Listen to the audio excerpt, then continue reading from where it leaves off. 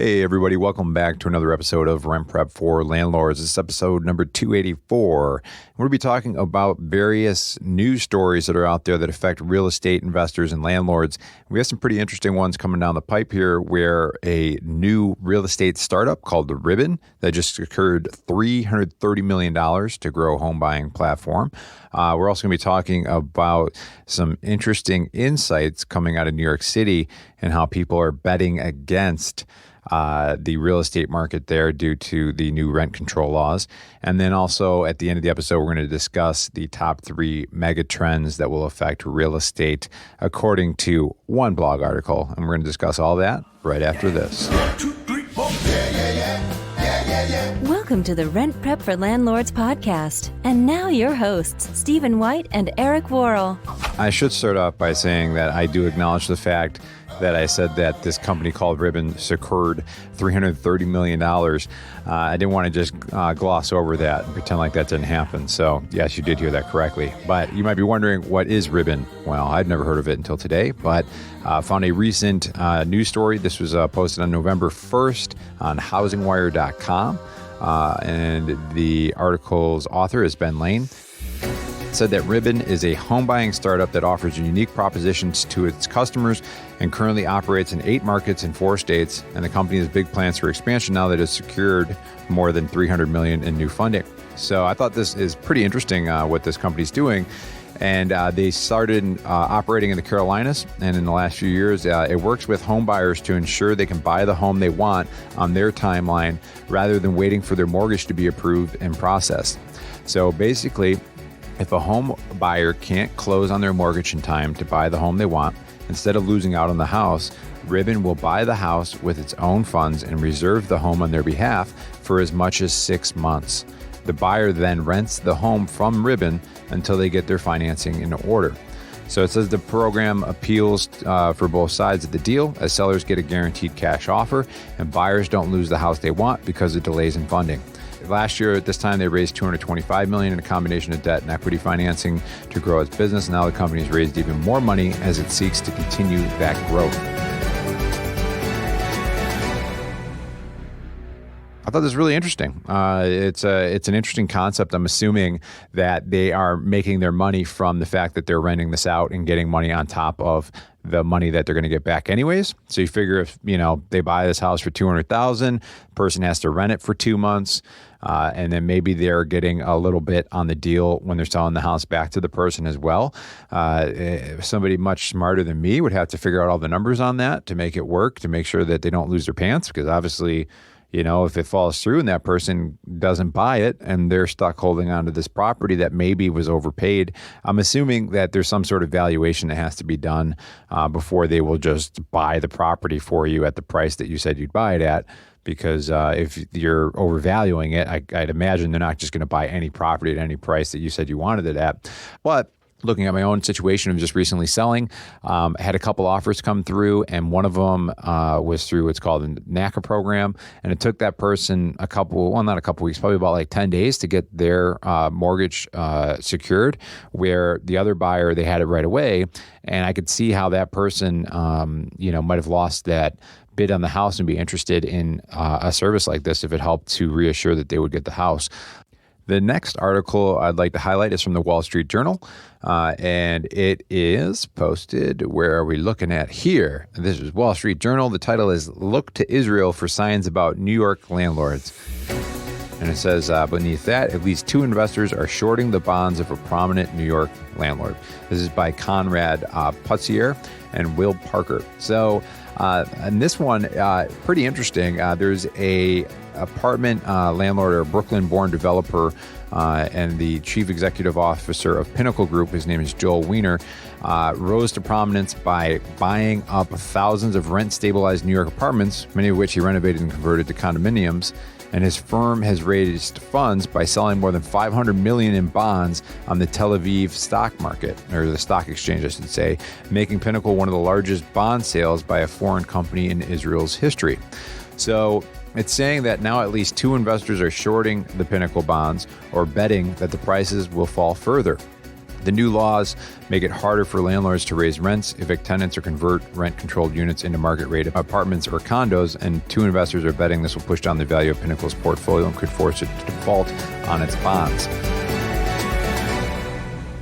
Pretty interesting, right? You hear about this more so typically with, household stocks that we're all familiar with. Actually, I was reading an article recently talking about Tesla and how there's a lot of people betting on Tesla to not do well. So they're shorting the stock, trying to make money by the stock price plummeting. And I know that their Q3 report came out, I believe it was, and the stock price actually jumped up considerably, like 10, 11%. So those people who are betting on it, shorting the stock, don't love to see that. But this is, you don't really hear about these kind of things too often unless you're really looking for it. But it's pretty interesting that there are people actively shorting the bonds that are out there for a real estate developer in New York City, due in large part to the rent control laws that have come out and the fact that that person has invested heavily in rentals and apartments in New York City. So take it for what that's worth. It's only two people that are betting on that company to not do well. But it says that Pinnacle has nearly 1,800 unsold condominium units in its portfolio, and most are still occupied by renters. So short sellers don't have much to show for their wager. Between the New York State elections in November 2018 and the changes in rent laws in June, the bonds dropped 13% in price, but have since recovered some of that loss. Pinnacle is threatening legal action against Mr. Eisenberg, saying that the portfolio was built over 40 years, during which time management has navigated any number of economic and regulatory cycles. So it'll be interesting to see what happens with that. But it's another interesting fallout from these rent control laws in New York City, as you're seeing at least one real estate developer having people bet against them due to the rent control laws. But if you're anything like me, a lot of that stuff kind of goes over my head, but I get it in concept. But once it starts getting into the weeds, I get a little confused.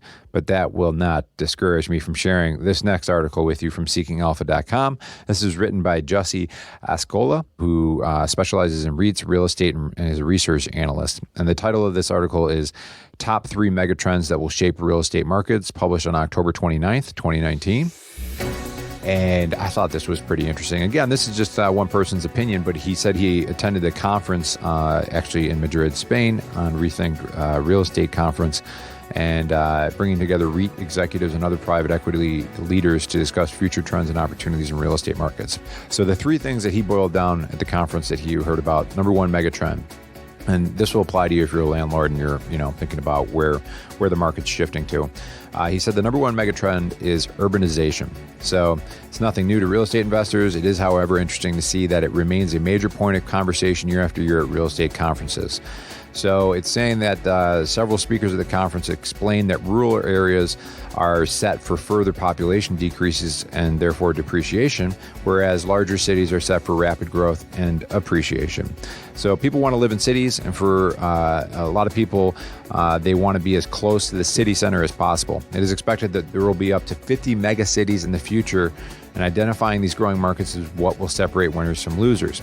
Pretty interesting. He gives an extreme example, he calls it, in the city of Lagos, Nigeria, which, according to this article, is the fastest growing city in the world, which I would not have guessed. It said Fortune calls it the Big Apple of Africa. And in the 1970s, it had about 2 million people, but as of today, boasts 16 million people with a growth rate of 85 new Lagosians per hour, which is probably my favorite stat I think I've ever heard in my life. I love the fact that they've got it down per hour. But it says that total world population is continuing to grow rapidly. We're expected to reach 9.55 billion in 2015, which represents a close to 30% increase from today's 7.4 billion. But they're saying that the majority of these people are trending towards living in urban areas. And this says that finally, you will also see more densification of cities in the future. Hong Kong, New York, and London are great illustrations of what's to come. Just imagine if you bought in prime locations early on before land values skyrocketed in these markets.